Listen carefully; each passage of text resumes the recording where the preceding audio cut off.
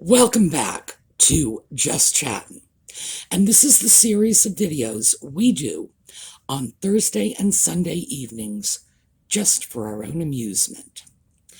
So today we are going to talk about a very ugly word, and that word is extortion.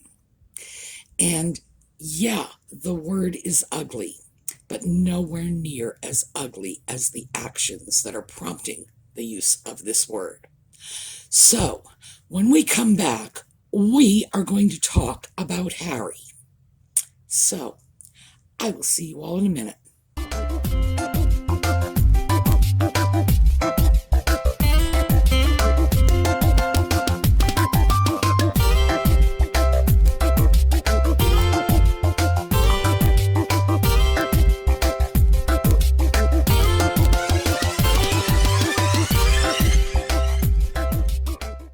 Well, I have to admit, although I wasn't surprised that Harry did not go home for Philip's memorial, I was hoping against all odds that he would relent and do this. Do this for his family, do this for his grandmother, do this for the memory of his grandfather. Nope. No such luck. And why? Because it's all about the extortion. Now that, as I said before, is a very ugly word. But that is what's going on. Harry is extorting his family. He's playing what I consider to be a very foolish and very dangerous game by saying, I'm not going back to the UK. My wife is not going back to the UK. Our kids are not going back to the UK. And let me just quickly jump in here and say, please, I know many of you are going to say his kids. Many more of you are going to say, what kids? You're preaching to the choir. As I've already said many times, there has been so much deliberate mystery and obfuscation regarding the birth of these children that I just don't believe anything at this point. So, save that one. We'll do more videos on that in the future, but for now, let's just pretend. We're talking about a woman who is going to be 96 in 3 weeks, not seeing her great-grandchildren. How is she going to see them if Harry doesn't pack them up and trot them across the pond? What, she's going to come over here? At 96? That's crazy. It's unthinkable. Even if she said, I wish to do this, even if her doctors said, oh yeah, no problem, 96, let's pack you on a plane, no big deal. It takes months, even years, to organize a state visit, and that's what it would have to be. How much time do any of us really believe this woman has left? Enough time to go through the diplomatic protocols of having a state visit arranged just so she can see her great-grandchildren? Well, I think we all know that's not happening. What about Charles and Camilla? For them, it's a state visit too. Grandchildren, they're not going to see them? No. Why? Because Harry wants to be an internationally protected person. It's not just about the security. The rest of that undisclosed agenda is the diplomatic immunity. It's the motorcades. It's the police protection. It's the bells and the whistles. And, if they go down to Starbucks for a cup of coffee, they're going to be closing off streets because the world needs to see how important they are. And, of course, we, the U.S. taxpayers, will have to pick up the tab for that. So, let's face it, this is not in anybody's best interests, and it's very unlikely that the UK government is going to give in to this demand. But the underpinnings of this demand is extortion. If we're not made internationally protected people, you don't get to see your grandchildren, your great-grandchildren, your nieces and nephews, obviously depending on the family member we're talking about. And it's not even implied. It's beyond implied. Harry has said outright, I am afraid to bring my wife and children to the UK because history will repeat itself and the paparazzi will murder them the way they murdered my mother.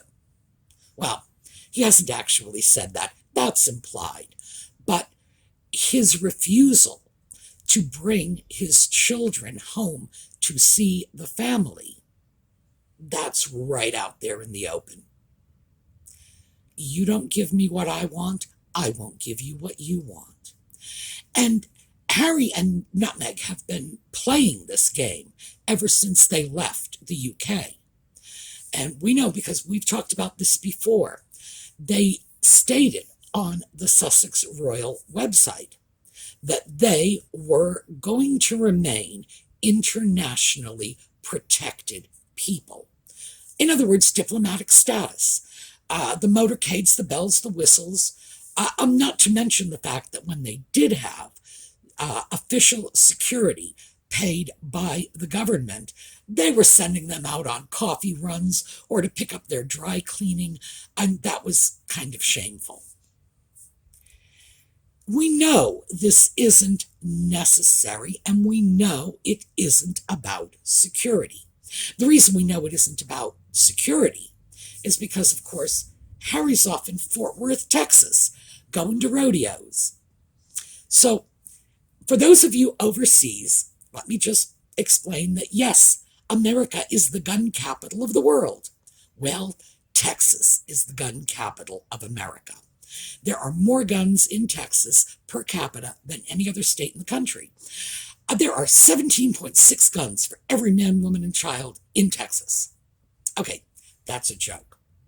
And I have to say that not for the benefit of the people overseas, but for the benefit of the people in the U.S. Because trust me, when I said that, half of the Americans were sitting back saying, yeah, it sounds about right. And the other half were saying, gee, I thought it would have been more. No. Texas actually has about 1 million guns, and they have close to 30 million people. So it's one registered weapon for every 30 people. As an American, I don't consider that outrageous, but hey. Although, let me very quickly throw this out there. The murder rate in Texas is not high. It falls right about the middle. I think they rank 25th, but it's right, almost dead center. And, I have to throw that in because, for one thing, Texans are wonderful people. If you've never been to Texas, go there sometime. If you stop someone on the street and ask for directions, they'll not only drive you to your destination, but they'll bring you to their house for dinner first. And besides, I have to be nice to them. They have all the guns. If Harry feels safe in Texas, how can he not feel safe in the UK? And there have been no incidents that would indicate they need superior protection, which is to say, more protection than any random, movie star or whatever. I'm not sure what they think they are. They think they're very special people.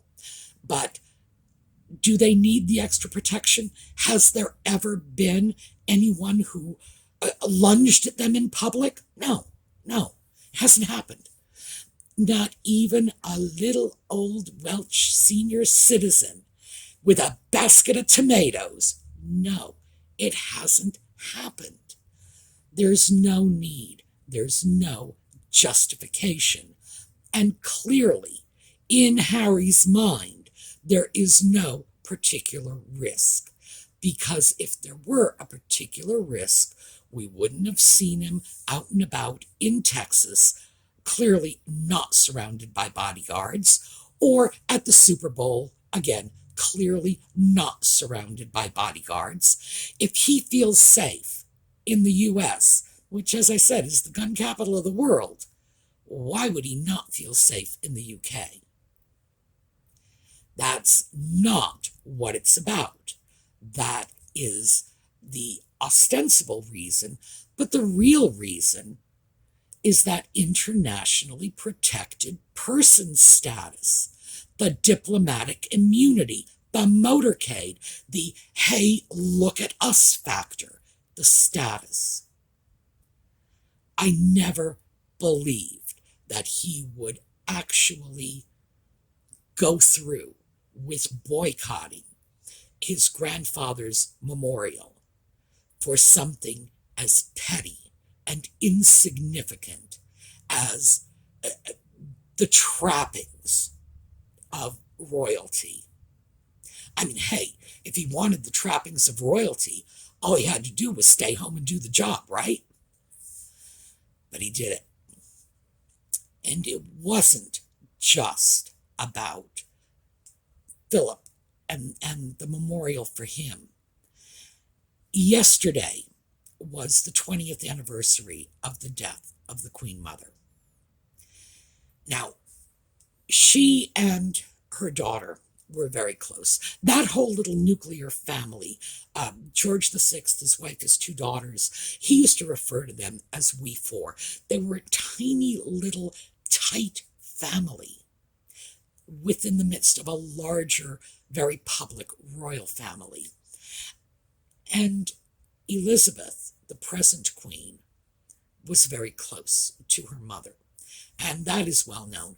The relationship was solid, and she spent the 20th anniversary without one of her grandchildren present. Wow. I mean, how heartless do you have to be to choose this time to make the play? Well, if it's about extortion, this is the perfect time. This is the time when denying your grandmother the presence of her whole family is going to hurt her the most. This is the time that turns this ridiculous bit of posturing into a seriously below the belt strike. Yeah. So I can't help but wonder how bad yesterday had to be for the Queen. 20 years after her mother died, Philip's memorial immediately preceding that. You think maybe having a couple of grandbabies playing around at her feet might have taken the sting out of that? I do. So, yeah, we are talking about a strategy designed to exact the maximum amount of pain and suffering, to do the maximum amount of emotional damage in order to get what he wants. Yeah, that's pretty much the very definition of extortion. Now, as I say, I thought Harry would relent. I thought he would relent for a couple of reasons. First of all, you don't play a game of brinkmanship with this particular queen. She's been around for a long, long time. She takes her duty very seriously. She is not going to go to the government and say, do this for me so I can see my grandchildren. We know that. It's nothing she's ever done before. Why would she do it now? There's no way this strategy can actually affect the outcome. Harry's an idiot if you think, well, okay, Harry's an idiot. I got to find another way to phrase that, because yes, Harry's an idiot going into the game, but he is doubly idiotic if he thinks he can strong arm his grandmother. He ought to know better than anyone. This is his grandmother.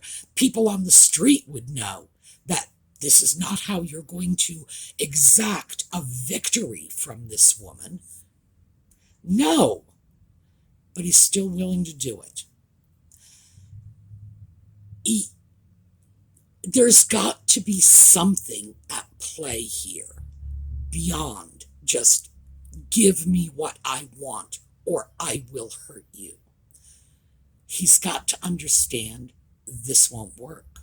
He's got to understand this is burning bridges. And for my part, I'm still a little mystified. Is he trying to sever his connections, even his social connections, with the royal family and find a way to blame it on them?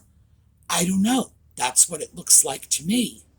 I can't imagine what else he could hope to gain from this. As I say, games like this are not going to get him what he wants. I don't think anything is going to get him what he wants, because what he wants, it's an outrageous demand. He wants the kind of security the Queen has on state visits, the kind of security the Prime Minister has on state visits, but he wants it indefinitely because he lives in California now. So obviously he wants this at the expense of the American taxpayer. He has to understand he's not going to get it. So is there an agenda even buried below the I want diplomatic immunity agenda, which is buried below the I want security agenda? Maybe. But you got to wonder what that agenda is. And as I say, the only thing I can think of is he wants to sever the tie, but he wants them to do it. You see situations like this in divorcing couples. You know, when somebody holds out for something so outrageous, you know the other soon-to-be ex-partner is never going to give in. And then it's like, well, I tried to be reasonable and it was all their fault. That's what it's starting to look like. Could it be that this is just Harry's stupidity? See, that's where I have a problem. Yes, Harry's an idiot. We can take that as read. But he wouldn't be doing this if Nutmeg wasn't part of the decision-making process. We all know that. And Nutmeg couldn't be doing this if the lawyers weren't involved in the process. So now we have to look at this and say, you know, what's the end game? Where are they taking this? Who knows? And really, who knows? I do find it not just interesting in a troubling sort of way, but frankly, interesting in just an intellectual curiosity sort of way, because the further Harry goes down this path, the more people are resenting him, the more criticism he is getting, the more people are dismissing whatever might have been initial concerns. Maybe if he had just stuck with the security issue and not holding out for, it has to be by Scotland Yard, and I have to have police security, and I need a higher level, maybe people would have said, yeah, maybe they need security. But the further he pushes this, the more even reasonable people who might have taken his part are saying, whoa, time out. This is going too far. This is getting crazy. This is getting out of hand. It seems clear that Harry is not planning to take his wife and children back to the UK anytime soon. He can't win this fight, and he's saying that without this victory, his wife and kids won't go to the UK. Well, that sounds like a decision he's already made. In other words, my wife and kids are never going back to the UK, ever, ever, ever. But let's make it Great Britain's fault. Now, keep in mind, Harry has never hesitated to throw his own people under the bus. We've seen that again and again and again. But what could he gain from this? Well, the rumors that Nutmeg might be looking for a political career, maybe they think it will drum up some American sympathy if the American people begin to believe that Harry was ousted by his family instead of Harry voluntarily left. I guess that's a possibility. It doesn't seem very likely to me because we don't live in that small universe where only one side of the story is ever told. We live in a much greater universe where all you have to do is listen to different television news programs with different points of view. And if that's not enough, go on the internet and you're going to hear all kinds of different points of view, at least for the time being. Could that be it?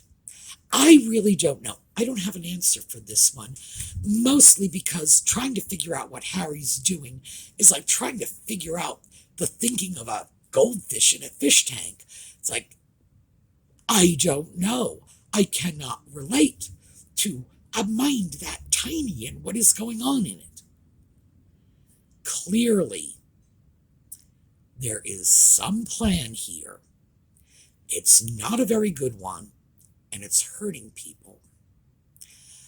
I think what we need to do is take a look at this and start calling these actions by their real name, which is extortion. Harry is bartering his children and their relationship with their extended family for the bells and whistles. Wow. I think the thing to take away from this is we need to very clearly understand that Harry has crossed a line.